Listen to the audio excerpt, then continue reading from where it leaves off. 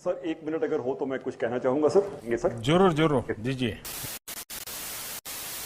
मैं जब नया नया मुख्यमंत्री बना तो ये जो आपको ट्रेनिंग दे रहे हैं ना अतुल, वो उस समय मुझे ट्रेनिंग दे रहे थे और मैं उनके अंडर में ट्रेन हुआ हूं, क्योंकि वो मेरे सिक्योरिटी इंचार्ज थे, सीएम सिक्योरिटी के। तो एक दिन क्या हुआ, मुझे ये पुलिस तामझाम, मुझे मेंटली मैं फिट नहीं होता हूँ, मुझे बड़ा अटपटा लगता है, लेकिन मजबूरन मुझे उसमें रहना पड़ता था। और कभी कभी मैं कानून नियम तोड़ के कार से उतर जाता था, भीड़ में है तो लोगों से हाथ मिला लेता था। तो एक दिन ये अतुल करवल ने मेरे से टाइम लिया, मेरी चैम्बर में मिलने आए, शायद उनको याद है कि नहीं मुझे मालूम नहीं, और उन्होंने अपनी नाराजगी मुझे प्रकट की। काफी जूनियर थे वो, मैं आज से 20 साल पहले की बात कर रहा हूं। उन्होंने अपने मुख्यमंत्री के सामने आंख में आंख मिला करके अपनी नाराजगी व्यक्त की। उन्होंने कहा, साहब आप ऐसे नहीं जा सकते, कार में से आप अपनी मर्जी से नहीं उतर सकते, आप ऐसे भीड़ में नहीं जा सकते। मैंने कहा, मेरी जिंदगी के तुम मालिक हो क्या, या तुम तय करोगे क्या मुझे क्या करना क्या नहीं?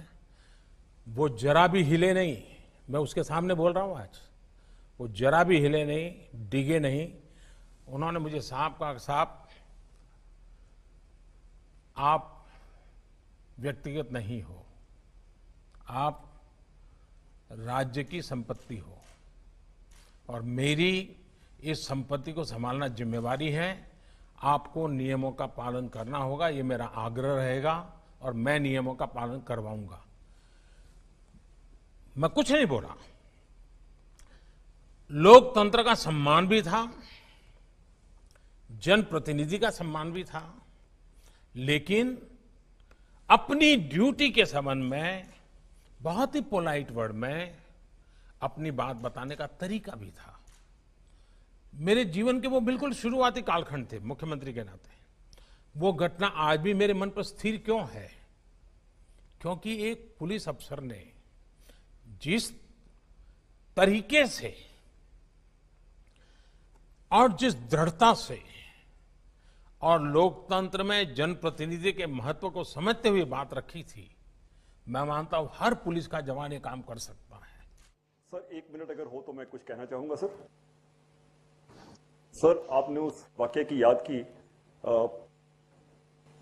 सर मुझे वो उस समय बहुत डर लग रहा था कि बहुत डांट पड़ेगी मुझे लेकिन आपने, आपकी समझ, आपका बड़प्पन, कि आपने उसको इतनी उदारता से लिया, और मैंने उन समय में आपके साथ जो समय गुजरा सर, उस समय बहुत कुछ सीखा। छोटे से छोटे आदमी की, अदने से अदने आदमी की कैसे कदर करनी है, कैसे ध्यान रखना है, मैंने देखा और सीखा। मैं बहुत तहे दिल से शुक्रगुजार हूं सर कि आपने इतना समय हमको दिया, और बहुत मूल बातें जो हैं कि अच्छा इंसान बनना ज़रूरी है, इंसान की कदर करना ज़रूरी है, समाज की ताकत का हम इस्तेमाल कर सकते हैं, उसको एक अच्छे काम के लिए हम इन्वॉल्व कर सकते हैं। बहुत बड़ी बातें सर आपने जो उनको कही हैं, मुझे आश्वासन है कि ये अपने काम में ज़रूर शामिल रखेंगे। आपने देखा होगा कि प्रधानमंत्री नरेंद्र मोदी की सुरक्षा व्यवस्था काफ़ी खास होती है।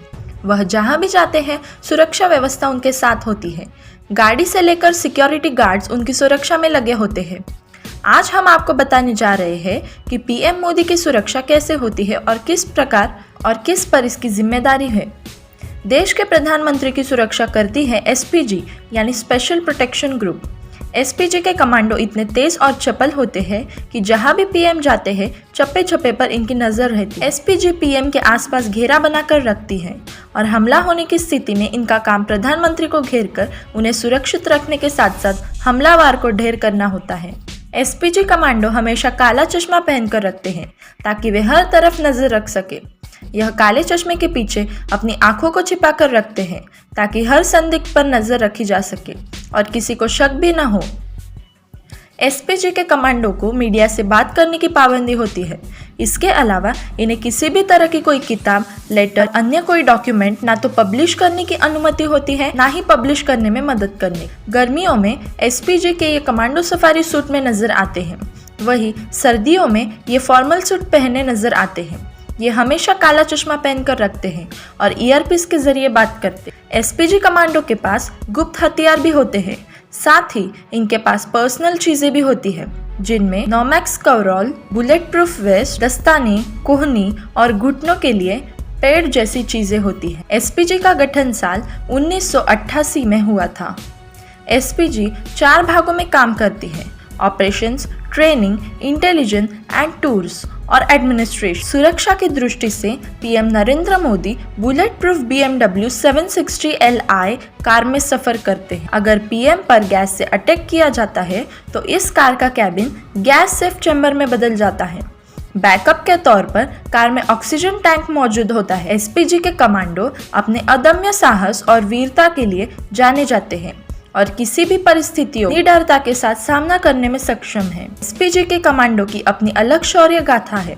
इसके अधिकारियों ने अब तक एक शौर्य प्रतिष्ठित सेवा के लिए 39 राष्ट्रपति पुलिस पदक और सराहनीय सेवा के लिए 297 पुलिस पदक हासिल किए।